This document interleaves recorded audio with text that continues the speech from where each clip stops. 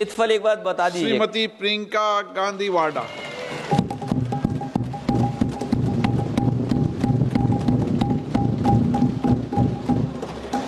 आदरणीय अध्यक्ष महोदय, मैं आपको धन्यवाद देना चाहती हूं कि इस महत्वपूर्ण मुद्दे पर आपने मुझे बोलने का मौका दिया। ये अलग बात है कि सत्ता पक्ष के लोग सब मेरे बोलने से पहले ही भाग गए। आइए आइए, आपको देख के मैं खुश थी कि आप वापस आ गए। सबसे पहले मैं उन सैनिकों, उन जवानों, उन अफसरों को नमन करना चाहती हूँ जो हमारे देश के रेगिस्तानों में, हमारे देश के घने जंगलों में, बर्फीले पहाड़ियों पे हमारी देश की रक्षा करते हैं, जो हर पल देश के लिए अपनी जान देने के लिए तैयार रहते हैं। 1948 से लेकर अब तक, जब से पाकिस्तानी रेडर्स ने कश्मीर पे हमला किया, तब से लेकर अब तक हमारे देश की अखंडता की रक्षा करने में उनका बड़ा योगदान है। हमारी आज़ादी अहिंसा के आंदोलन से हासिल हुई, लेकिन जैसे मैंने कहा, उसको कायम रखने के लिए हमारी सेना का बहुत बड़ा योगदान है। अध्यक्ष महोदय, कल मैं सदन में बैठी हुई सबके भाषण सुन रही थी। आदरणीय रक्षा मंत्री महोदय ने बोला, सत्ता पक्ष के कई मंत्रियों ने बोला। 1 घंटे का रक्षा मंत्री जी का लंबा भाषण था। सुनते सुनते एक बात मुझे बहुत खटक रही थी।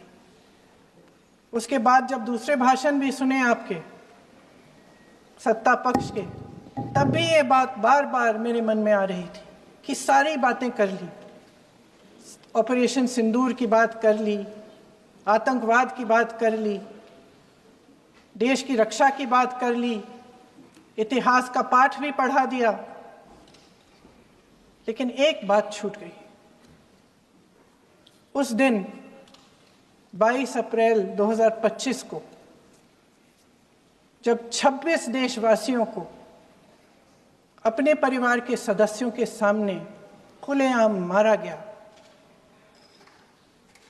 तो ये हमला कैसे हुआ, क्यों हुआ?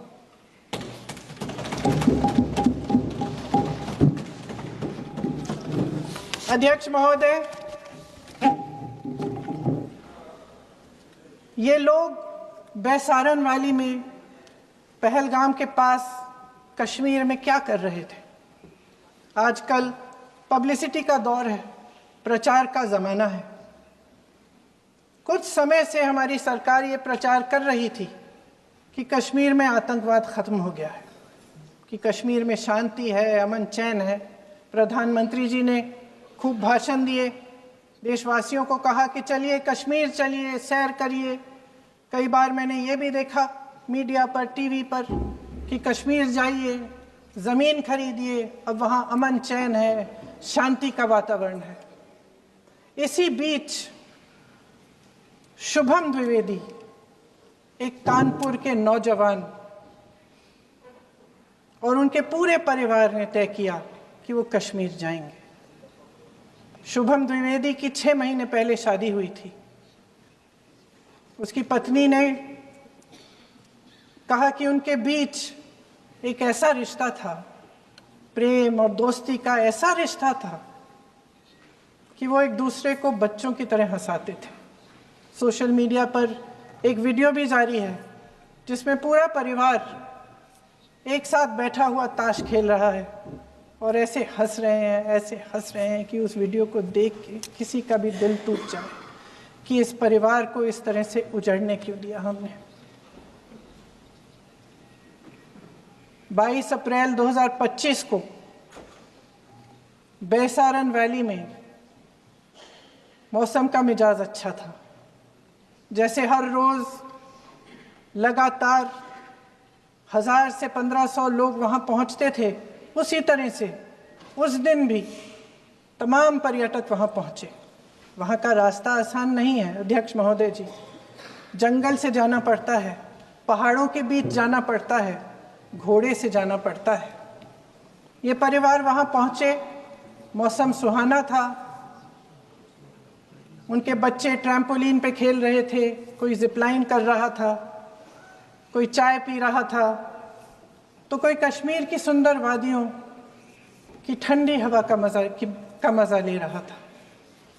शुभम अपनी पत्नी के साथ एक स्टॉल पे खड़े थे।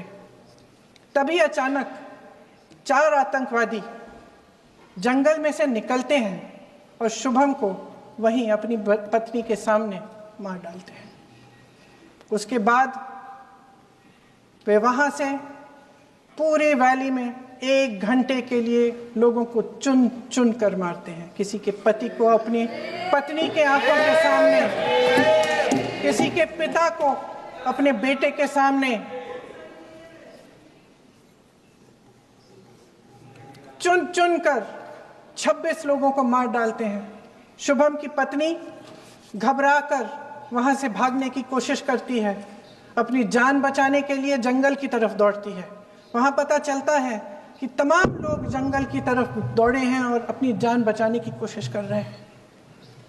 कोई अपने बेटे का हाथ पकड़ के पहाड़ों पर घसीटता हुआ जा रहा है, कोई कश्मीरी घोड़े वालों और गाइडों की मदद लेते हुए चले जा रहा है। कोई रास्ता नहीं है, कोई तरीका नहीं है, लेकिन किसी न किसी तरह से शुभम की पत्नी के शब्दों में किसी ऐसी शक्ति ने हमको बचा कर रखा कि हमें किसी न किसी तरह से हम अकेले नीचे पहुंचे। और मैं उनके लफ्ज पढ़ना चाहती हूं, क्योंकि उन्होंने कहा कि इस पूरे समय जब 1 घंटे के लिए चुन चुन कर भारतीय नागरिकों को मारा जा रहा था, इस पूरे समय उसे एक सुरक्षाकर्मी नहीं दिखा, एक सैनिक नहीं दिखा।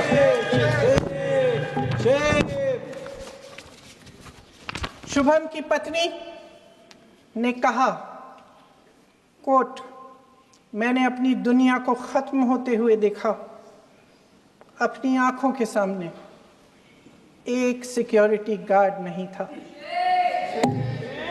मैं ये कह सकती हूं कि देश ने, सरकार ने हमें वहां पे अनाथ छोड़ दिया था।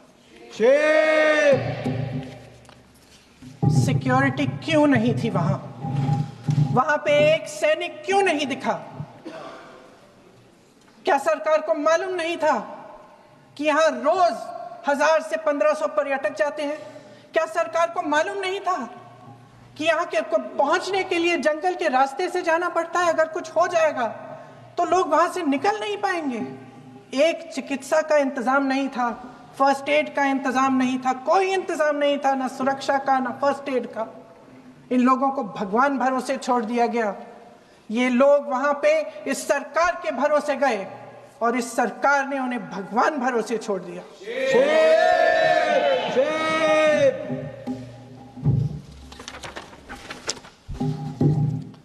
मैं पूछना चाहती हूं, ये किसकी जिम्मेदारी थी? इस देश के नागरिकों की सुरक्षा की जिम्मेदारी किसकी है? क्या इस देश के प्रधानमंत्री की नहीं है? क्या इस देश के गृह मंत्री की नहीं है? क्या इस देश के रक्षा मंत्री की नहीं है? क्या एनएसए की नहीं है? अध्यक्ष महोदय, पहलगाम हमले से सिर्फ 2 हफ्ते पहले हमारे गृह मंत्री महोदय जी कश्मीर गए थे। किस लिए गए थे? जो सुरक्षा की व्यवस्था है इसको देखने के लिए गए थे, इसको रिव्यू करने के लिए गए थे। और उन्होंने वहां कहा कि आतंकवाद पर विजय प्राप्त हुई है। ये 2 हफ्ते पहले है।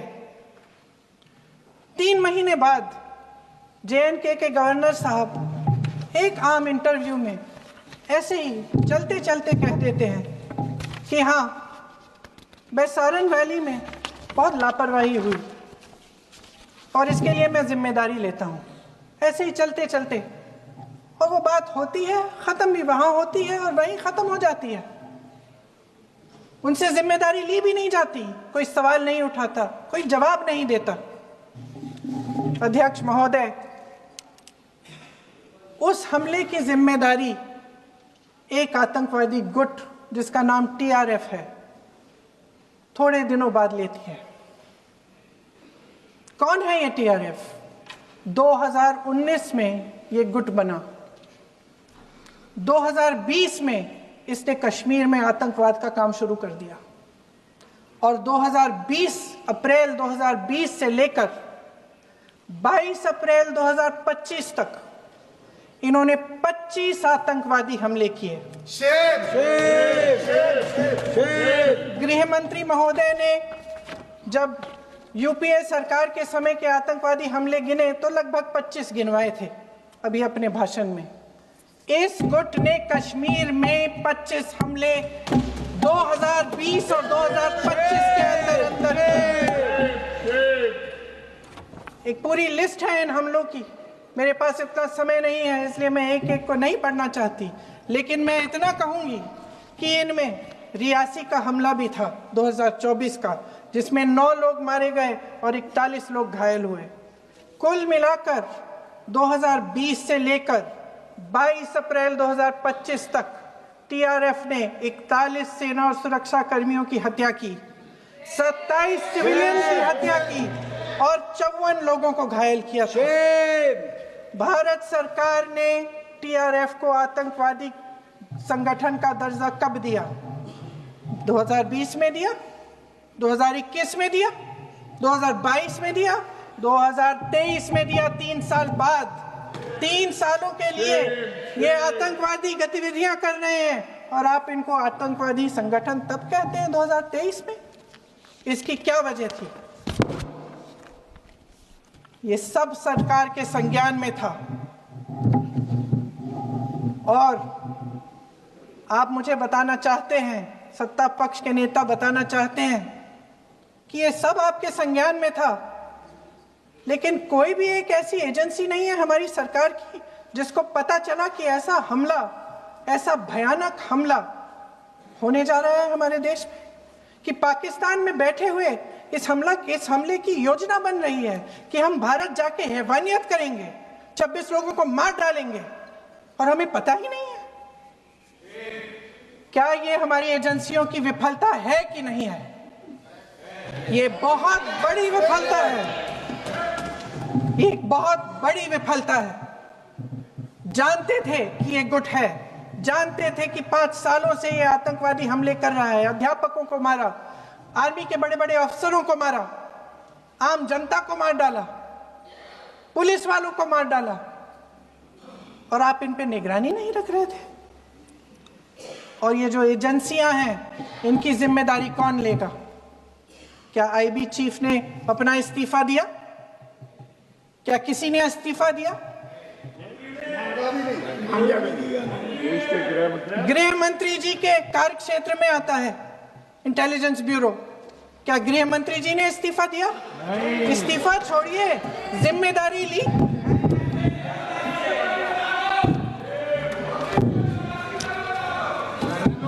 साहब देखिए, इतिहास की बात आप करिए, मैं वर्तमान की बात करना चाहती हूँ। आपको तो एक बहाना चाहिए, आपको तो एक बहाना चाहिए। पूरे परिवार का नाम गिनवा देते हैं। अरे अपनी जिम्मेदारी खुद लीजिए। 11 सालों के लिए तो सत्ता में आप हैं। नेहरू को छोड़ नहीं रहा। कल माननीय गौरव गोगोई जी ने अपने भाषण में पूछा गृह मंत्री जी से, क्या आपकी जिम्मेदारी नहीं थी? मैं देख रही थी। राजनाथ जी, रक्षा मंत्री जी यूं अपना सर हिला रहे थे, कुछ बोले नहीं।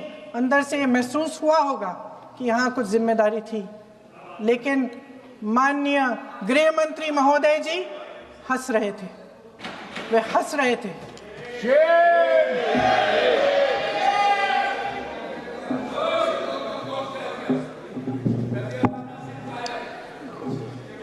अध्यक्ष महोदय, कल सत्ता पक्ष और आज भी सत्ता पक्ष के नेताओं ने 2008 के मुंबई के हमलों का जिक्र किया, बार बार कहा कि मनमोहन सिंह जी की सरकार ने कुछ नहीं किया।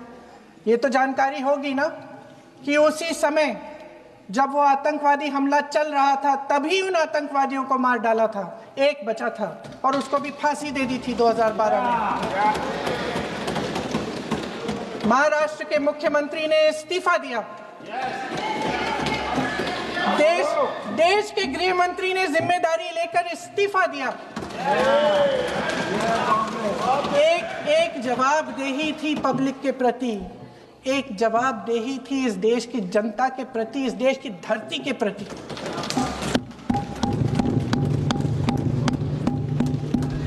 राजनाथ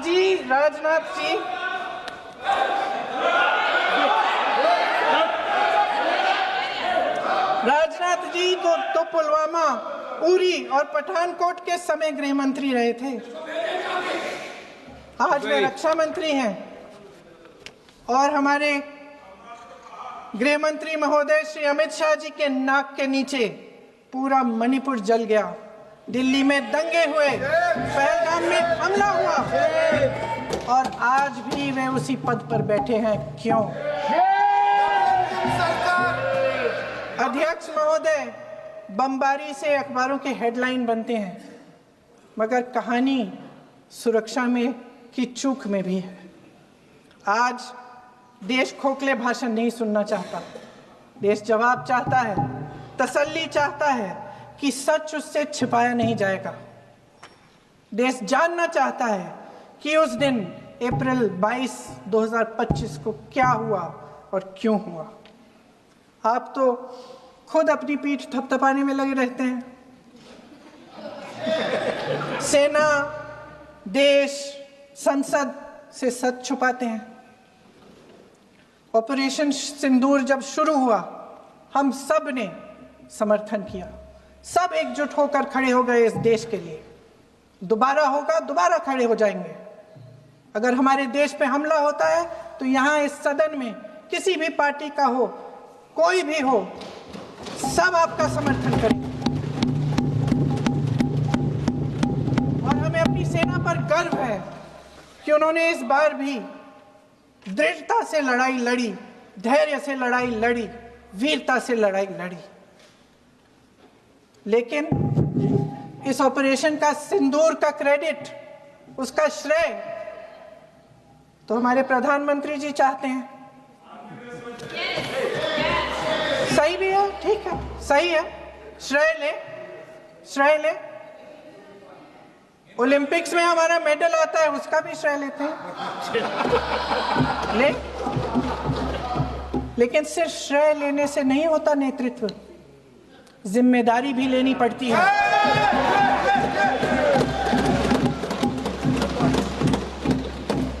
देश के इतिहास में ये पहली बार हुआ, देश के इतिहास में ये पहली बार हुआ कि जंग होते होते ही रुक गई। रुक गई है जी। और इस रुकावट का ऐलान हमारी सरकार, हमारी सेना नहीं करती, अमेरिका के प्रेसिडेंट करते हैं, अमेरिका के राष्ट्रपति करते हैं। ये हमारे प्रधानमंत्री महोदय की गैर जिम्मेदारी का सबसे बड़ा प्रतीक है। आज गृह मंत्री जी ने इस बात पर उल्लेख किया। उन्होंने कहा, उनके शब्दों में उन्होंने कहा कि पाकिस्तान के पास शरण में आने के बजाय कोई चारा ही नहीं था। आपने शरण दिया क्यों?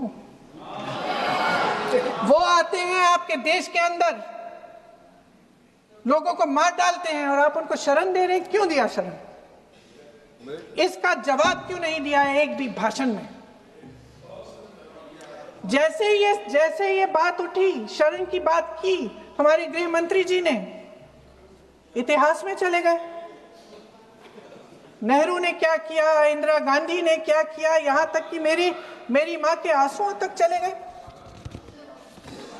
लेकिन इस सवाल का जवाब नहीं दिया कि ये सीज फायर हुआ क्यों, ये जंग रुका क्यों, और तब क्यों रुका दुश्मन के पास कोई चारा नहीं था हमारे श्रेय में आने के बजाय? क्यों रुका ये जंग? इसका जवाब नहीं दिया। धन्यवाद। आप देंगे?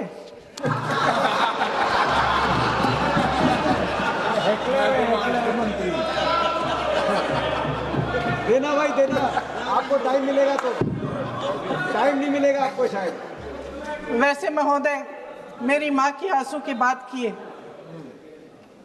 मैं इसका जवाब देना चाहती हूँ। मेरी माँ के आंसू तब गिरे जब उनके पति को आतंकवादियों ने शहीद किया, जब वे मात्र 44 साल की थी। और आज अगर मैं इस सदन में खड़ी हूं और उन 26 लोगों की बात कर रही हूं, मैं इसलिए कर रही हूं क्योंकि मैं उनका दर्द जानती हूं, महसूस करती हूं।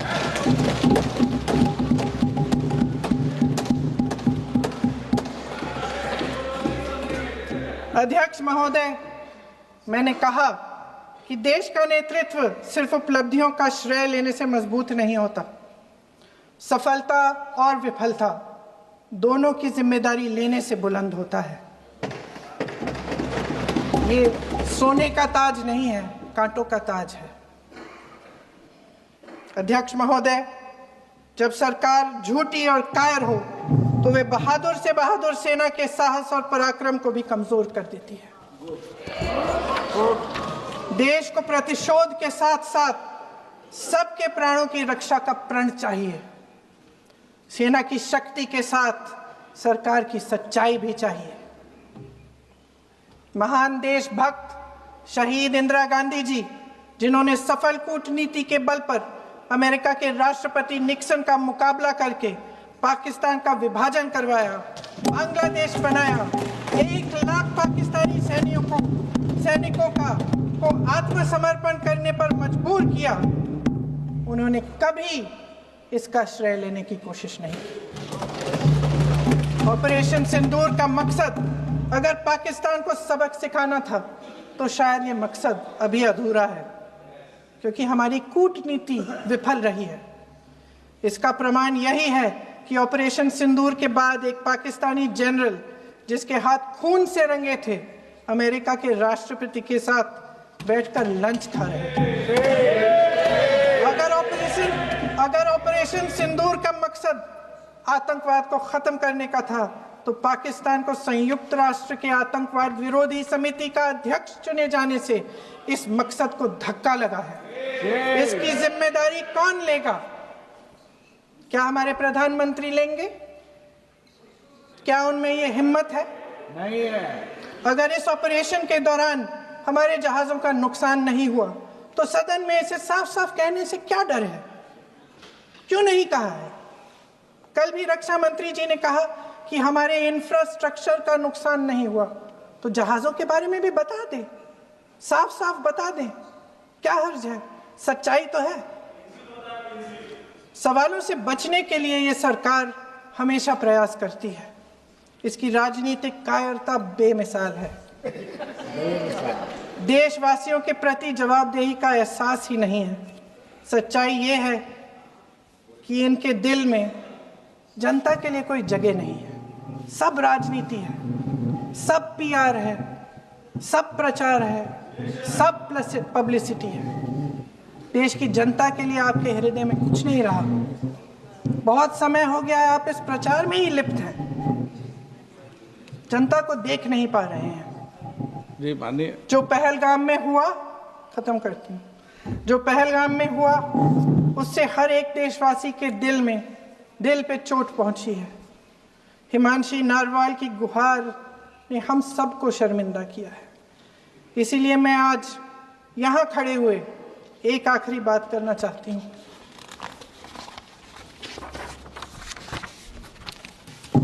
इस सदन में लगभग सभी के पास सुरक्षा है, सुरक्षा की व्यवस्था है। हम जहां भी जाते हैं हमारे साथ सुरक्षा कर्मी आते हैं। आपको भी मिल जाएगी, आप मंत्री बन जाएंगे, आपको भी मिल जाएगी।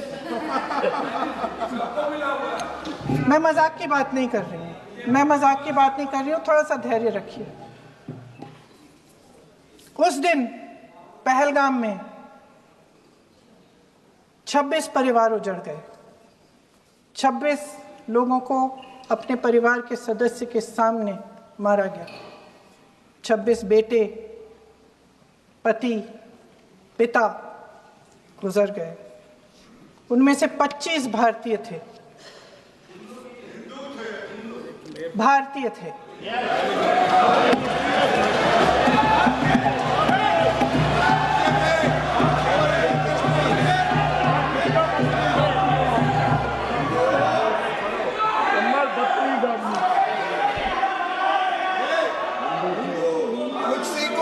जितने भी लोग बैसारन वैली में थे और जो 25 भारतीय मारे गए, उनके लिए कोई सुरक्षा नहीं थी, कोई सुरक्षा नहीं थी। आप कितने भी ऑपरेशन कर डालें, आप इस सच्चाई के पीछे छुप नहीं सकते, इसे नकार नहीं सकते। आपने उनको सुरक्षित नहीं किया। कोई शर्म नहीं है, कोई शर्म नहीं है, कोई शर्म नहीं है और ना कभी होगी। सुन लीजिए, सुबह भी मैं शिव मंत्र बोल के आई हूं।